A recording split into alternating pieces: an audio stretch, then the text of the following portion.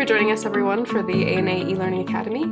Today we have James Phillips, who will be presenting on the story of a challenge coin and the Red Bull Stratos project.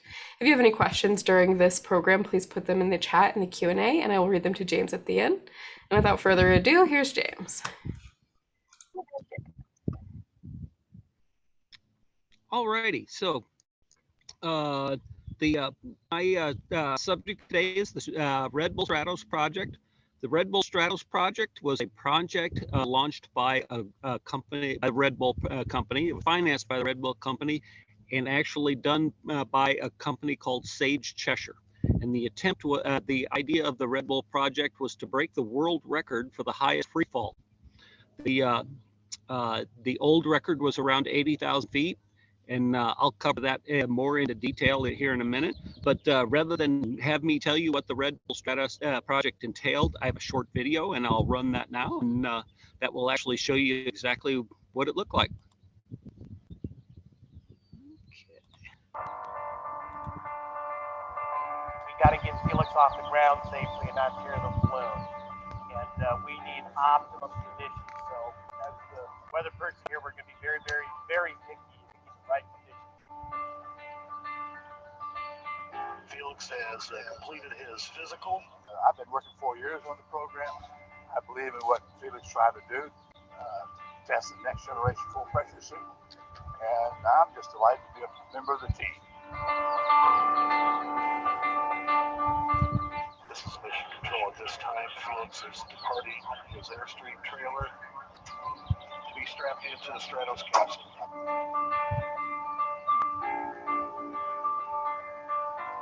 I will assess the situation again. We will not start inflating as soon as the balloon's completed laying out.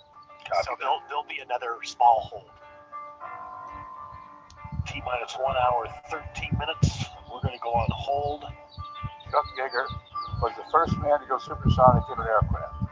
It was 65 years ago, and I think it would be just absolutely wonderful if we could get Felix to go supersonic without an airplane on the same day that Chuck Yeager flew supersonic in an airplane. At this time, we have begun balloon inflation. Capsule systems are green, instrumentation's green, payload's green, and medical systems are green.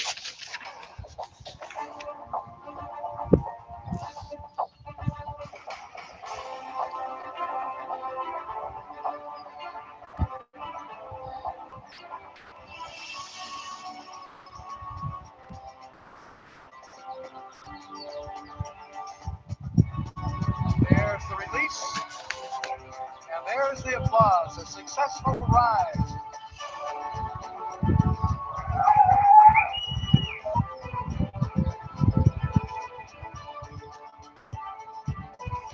This is mission control. Felix's current altitude is 25,300 feet.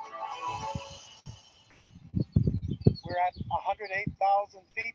There is an issue with the heat in the faceplate. Mission for the time being is continuing as the team considers what are the options. So the decision has been made. Baumgartner will jump.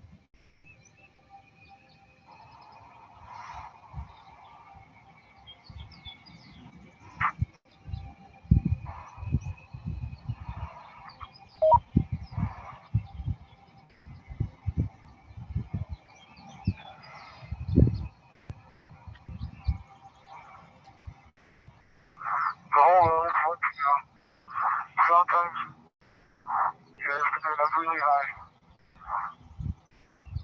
How small you are. How far, how well. Jumper away.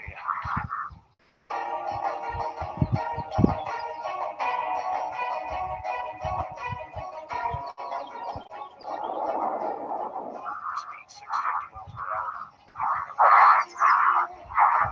Speed 725. Speed 729.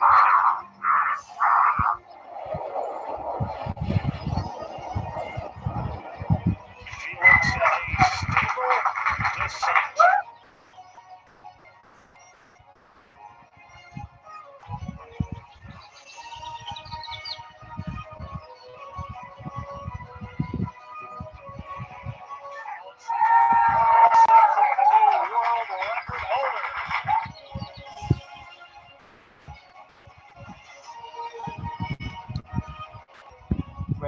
out there on that step, top of the world, you know, you become so humble. At that moment, it's not about breaking records anymore.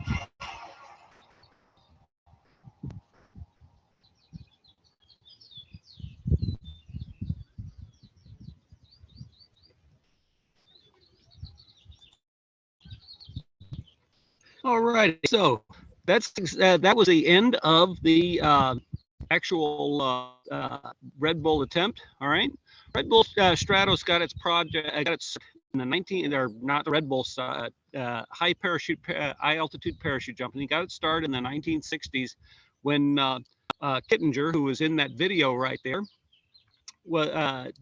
started making high altitude jumps as experiments to possibly design a system to allow for astronauts to escape the capsules and the rockets that we were shooting at the time. All right, he did 3 jumps, and in 1960, 16 August 1960, Joe Kittinger made a jump from 102,800 feet, all right, out of this balloon. All right, there's a nice little step right there, nice little sign right there at the bottom of the step says this is the highest step in the world. All right, he's a world record at that time for the highest parachute jump. All right, this is his capsule in the Air and Space Smithsonian, and this is a picture of him exiting the capsule on his world record jump. I'll talk more about that in just a sec here, since because it is considered just the highest parachute jump and not the highest free fall, which was what the Red Bull project was designed to do.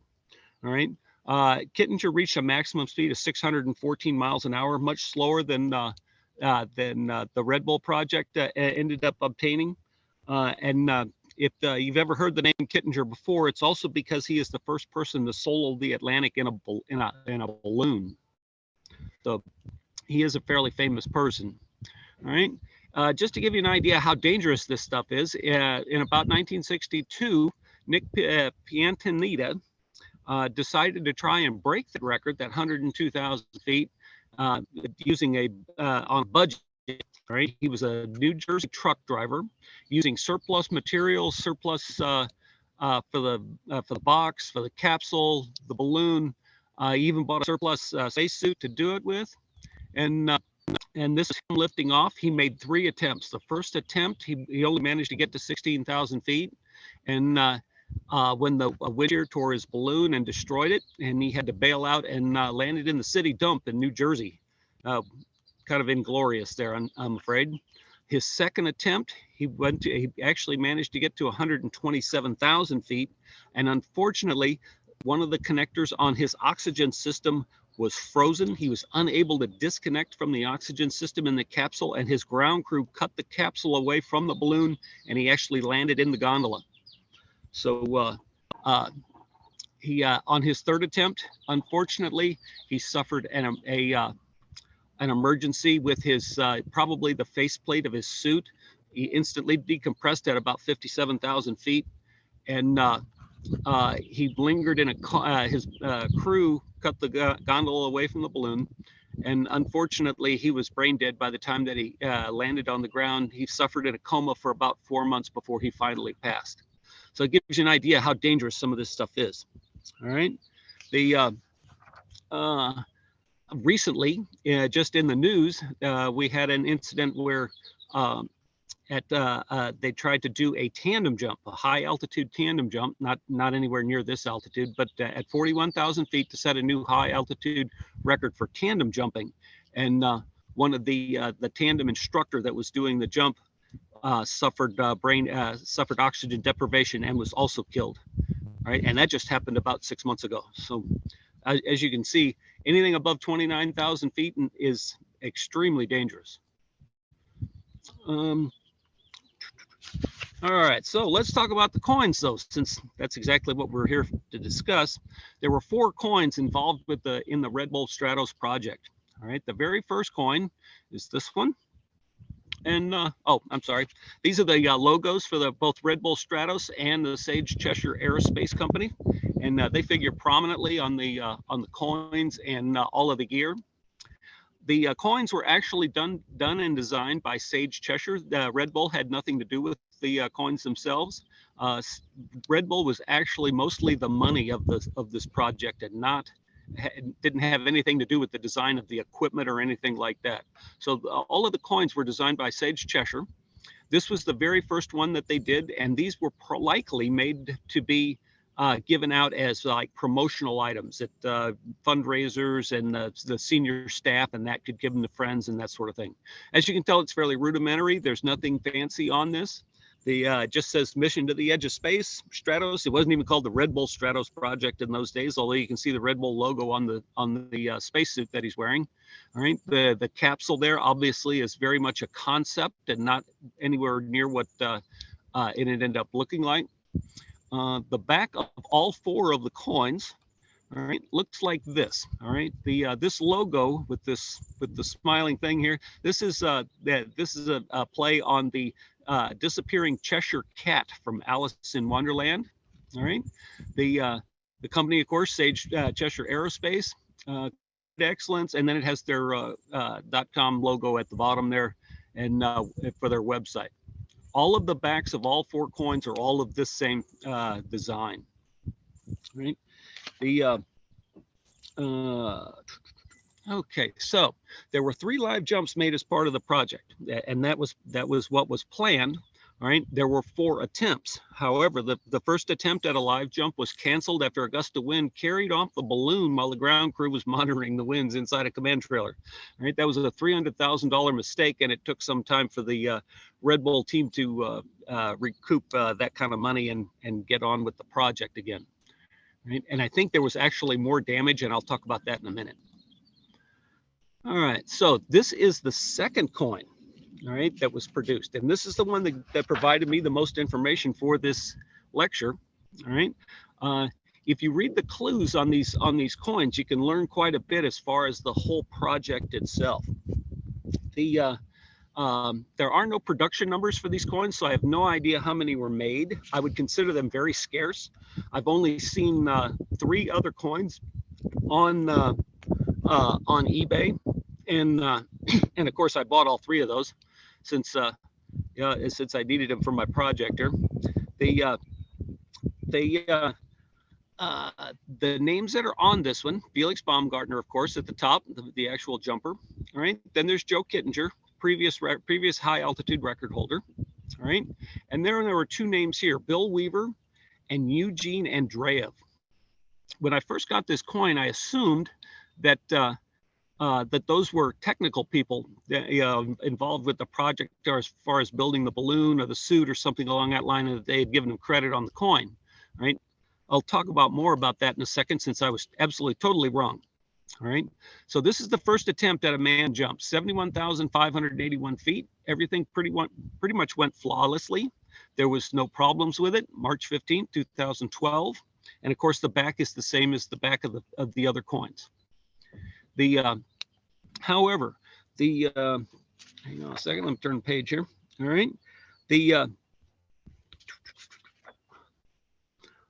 Okay, so the back of this coin, all right, or when Kittinger, let me do some technical explaining here. There are 2 types of high altitude parachuting records, all right? One is for free fall, one is for highest jump, all right? Kittinger at 102,800 feet on his third attempt, the one previous to this, he actually was almost killed by going into a flat spin. You also saw that on the video, on the Red Bull video, that Felix was also in a pretty good spin at that point. All right. So the team for Kittinger decided that they would use an improvised, here, which you can see right here, an improvised drogue. It's called a drogue chute, which is this stabilizing parachute right here, which comes up off the back. You can see the static line connected to the capsule from here. So as he went off, one of these was deployed and held him stable in free fall. That's why his free fall speed was so slow, and why he is not considered the high altitude free fall record holder, only the high altitude parachute jump record holder.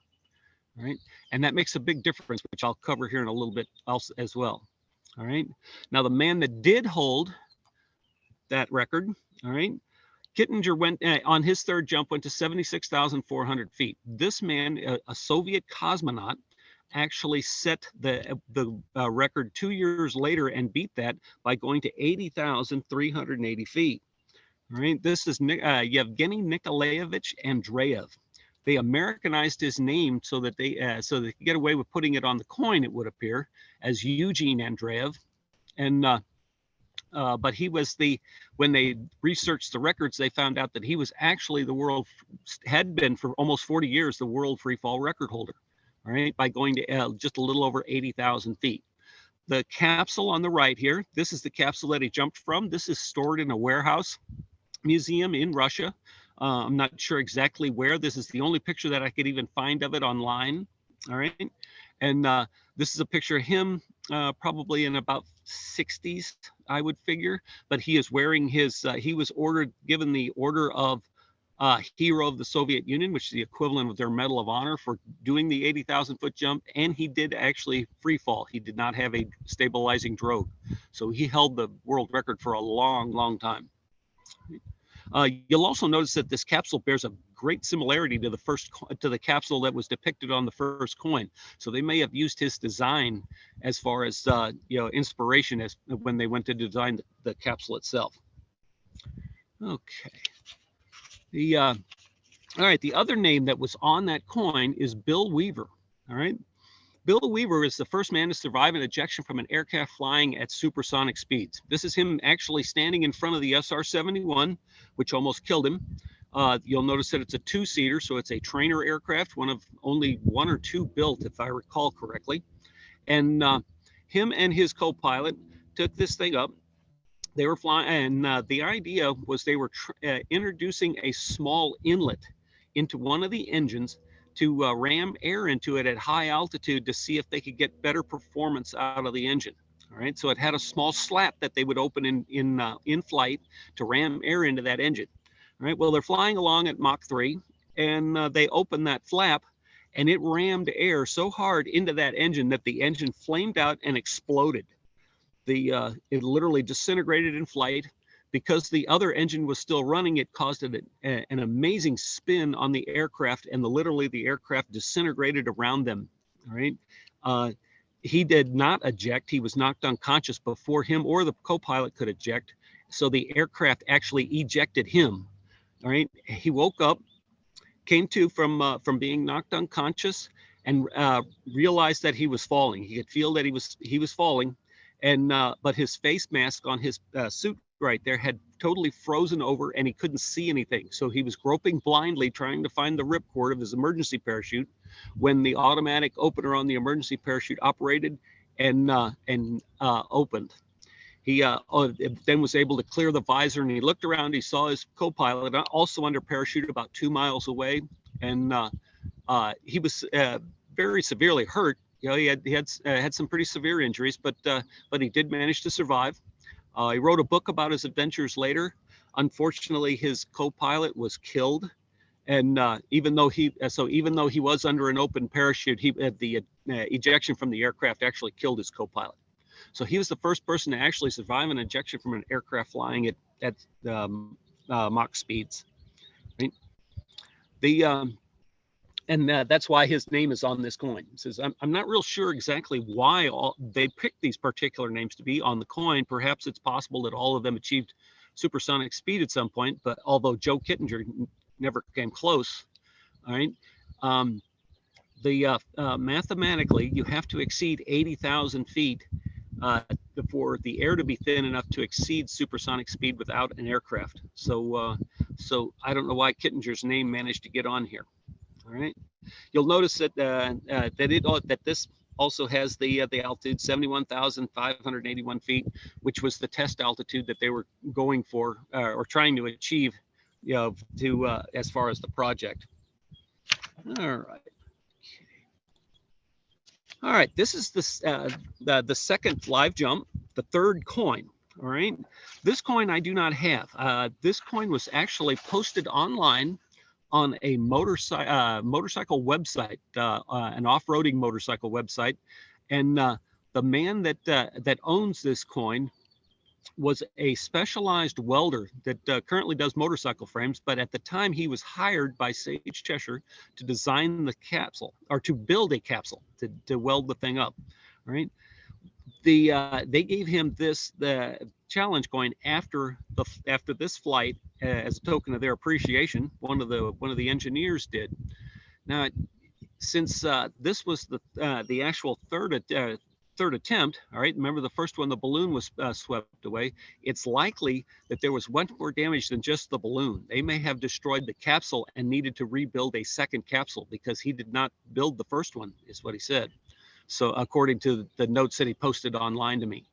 And so it's likely that the first capsule was also destroyed along with the balloon when it was pulled away by the wind. So there's not much detail on this one other than the fact that he went to 97,145 feet, all right, as their second test. There's nice detail of the picture. This is the inside of the capsule with the electronic layouts and all of that, and what the open door looks like. This flight went so smoothly that virtually nothing went wrong. They went to 97,000 feet. He got there. The balloon was rising at an amazing rate. He got to 97,000 feet in an hour and a half, which was amazingly fast. He exited the balloon totally stable, never had any problems whatsoever. The parachute opened just fine, and he landed just fine. It was pretty anticlimactic. So the reason I believe they only went to 97,000 feet is because there was no press, there was no family, none of that kind of stuff. Since this was just a test jump, they didn't want to waste all of their to break they didn't want to break the record and not have anybody there to see it, or for the publicity to try and recoup their money for the Red Bull people. All right. So I think there was they released a rumor that they had a slight balloon leak, and that's why they only went to 97,000 feet rather than continue and break the record at that time. But judging from the fact that they got there in an hour and a half, as far as flight time, that would be unusual, right? And so they had a lot of confidence going into the record jump itself. This is the final coin that was issued. This is a larger coin than the other three coins. This is 1 3/4 inches, all right, and it has a great deal of detail on the completed mission of the space project. All right, obviously it starts at the top: Red Bull Stratos, Felix Baumgartner. All right, and then on the outer ring it says manned balloon flight number 3, October 14th, 2012. He achieved a top speed of Mach 1.24. All right, and a total altitude of 127,950 feet. This coin is really rare. I've only seen 2. I own both of them. And I'll tell you how I got them in a moment here. This is the standard picture of Felix Baumgartner in free fall. All right, and it was taken from an actual still photo that was done here in California while he was training for this mission. All right. All right, it says breaking the sound barrier, 65th anniversary of the breaking of the sound barrier, and then it says without the use of a vehicle, total free fall. All right, October 14th, 1947 is when the sound barrier was first broken, of course, by Chuck Yeager and the Bell X-1. And then it has the second date, which is October 14th, 2012, which is when Felix broke it the next time without any mechanical aid. There is a thing right here that says boom, boom, baby. All right, there's a phenomenon. Like I said, you have to achieve 80,000 feet of altitude to accelerate to a terminal velocity greater than the speed of sound. That's just the mathematics of it. And the reason for that is because of the air density. Speed of sound is measured by is affected by air density. So the thin air up there allows him to accelerate to well over the speed of sound. And then as he moved into thinner air, while he stayed at approximately the same speed, the thicker air started to will actually change the speed of sound itself. So when he first broke the speed of sound, he continued on, all right, and actually broke the speed of sound a second time as the air density got thicker. So so that's the catchphrase there, boom, boom, baby, because they were actually able to hear both sonic booms on the ground audibly. So that's the whole story as to why they did that. So obviously these coins were also done well after the jumps themselves. All righty, and that was on October 14th, 2012. All right. Let's see if there's anything else that I have on here. All right. All right. Hang on one second. All right. So, there's nothing else on the coin itself other than the standard back. All right. I have two of these coins. Like I said, the reason. Oh, here we go. After completing jump 3, Felix Baumgartner now then held the following 3 record. He had an exit altitude of 38 kilometers, just almost 39. that's 24 miles above the ground, or an altitude of 127,950 feet. His maximum vertical speed without drogue of 843.6 miles an hour, and a vertical distance of free fall without drogue of 119,431 feet of free fall. Almost 4.5 minutes of free fall time, which is absolutely amazing. All right, so this is the reason that I got interested in this project at all. Was I'm an experienced jumper, very experienced jumper, and I was working at Paris while Felix was training. All right, he was doing jumps, testing the suit and that sort of thing, and would commandeer the aircraft. And I worked as a tandem. I was working as a tandem instructor, which is the picture on the left at the time. And my boss came to me and said, "Hey, I've got a special guy here. I want you to take him up on a tandem, make sure he has a good time, and take care of him well." All right. Since I had never met the man before, I took in went up and just did a regular old tandem. It wasn't any big deal. We did not have video. All right, which I thought was unusual considering that he was a special guest.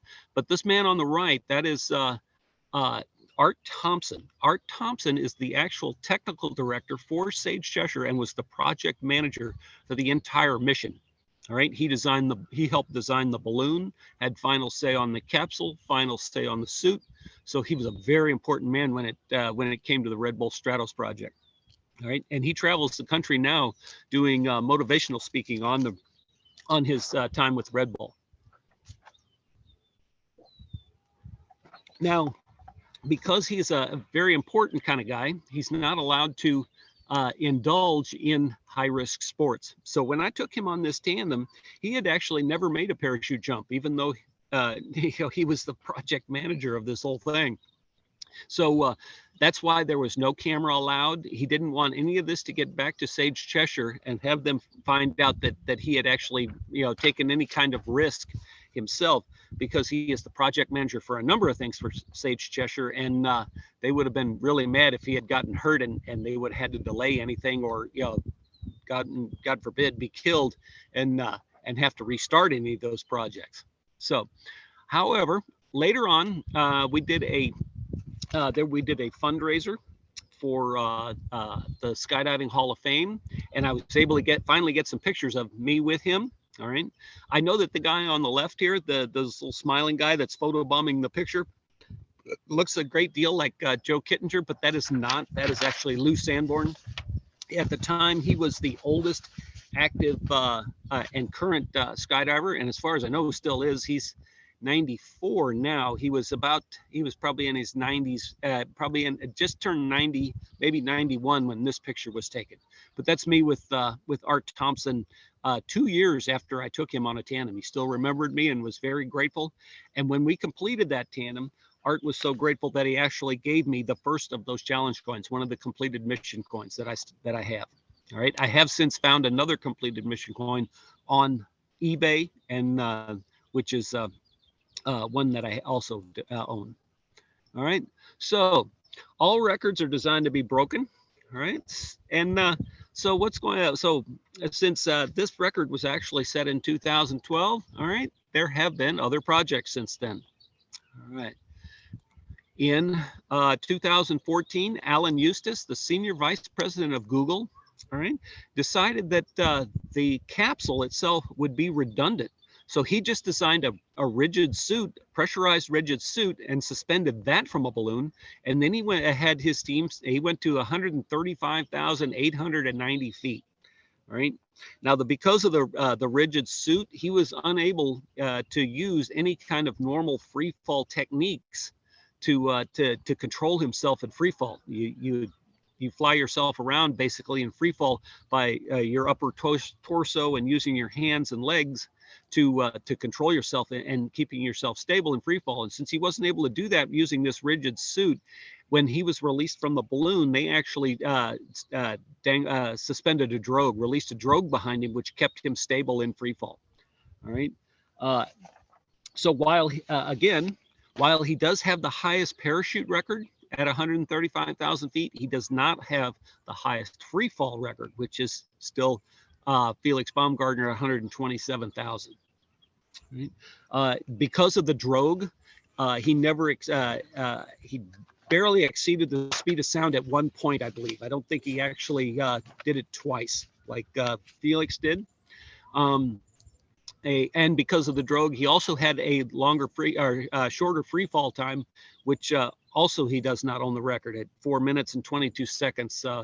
Baumgartner was almost 4.5 minutes so he beat him by about 20 seconds or so of free fall time. And but that looks like where the next high altitude attempts will go. All right, with a pressurized suit like that, but 135,000 feet, that's getting close to the edge of space. That's way up there. All right, so all records are made to be broken, however, so eventually they will be broken, and I imagine somebody will go higher and make a parachute jump from even higher than that. So that's the end of my program. I realize it's a little short, but usually there's some questions there, and I'll be happy to answer anything you got. Yeah, so if you guys have any questions, please put them in the chat and the Q&A, and I will ask them to James. That was a fun one. It's interesting, and one of the reasons that I did the lecture itself and put all this stuff together is not so much for the coin world, but everybody says they want something for their for kids to watch. Right? Yeah. Kids are fascinated by people doing crazy things. Oh yeah, they are. So yeah, they're so yeah. Yeah, so yeah, no, that sort of thing really perked up there. I've done it for 2 or 3 of the clubs out here in California, and they're real happy with it. Yeah, I myself, my daughter is really into collecting coins, but I'm not huge into it. So when I do these, it's more interesting when there's something else going on. All right, so what is your personal high altitude record? Yeah, exactly. Yeah.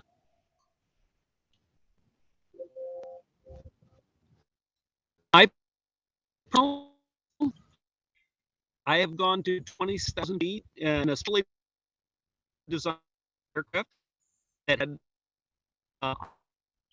oxygen system. All right, and we took the mass up at 26,000 feet. You're allowed to. That is just below where you need to exit with bailout oxygen. Bailout oxygen is required above 20,000 feet because you may be a free fall long enough to go unconscious from 26,000 if you do not have bailout oxygen. Just below, we took our masks off approximately 15 seconds before it and then bailed directly out. So we were down to breathable oxygen in less than a minute, and actually at about 50 seconds. So we were able to pull that off. And so I've gone to 26,000 feet. That's about 2 minutes of free fall time. Oh wow, that's crazy. I don't think I could ever do it. And surprisingly, I did that jump from an aircraft very similar to the where they tried to do the tandem world record here just about 6 months ago. It was the same pilot. He has done this a number of times, a lot of flights at high altitude using forced oxygen. Nice. The reason that it's so dangerous above around 40,000 feet, and 41,000 feet was the pick, is because not only do your lungs intake oxygen, all right, they also expel carbon dioxide. And when you get up to really, really thin air, all right, you are no longer expelling the carbon dioxide, and that causes a buildup in your lungs and your blood and will cause you to go unconscious, even though you feel like you are totally perfectly breathing, even if you are on oxygen. So the system has to actually force the mask system has to seal to your face and actually force oxygen into your lungs. All right, Oh, so it has to be a pressurized system. And the reason this man was killed is because he didn't know that and had too thick a beard stubble so that the mask would not seal no. to his face, and he was not getting oxygen. His passenger actually survived. He did Oh, not. wow. Crazy. Yeah. I was in the Air Force, so I know about the get that the shaving waiver thing doesn't work when you're on a plane or Exactly. Yeah. You're right. Well, it looks like we don't have any other questions. So thank you all for joining us, and thank you, James, for such a wonderful presentation. We hope we'll see you all again soon.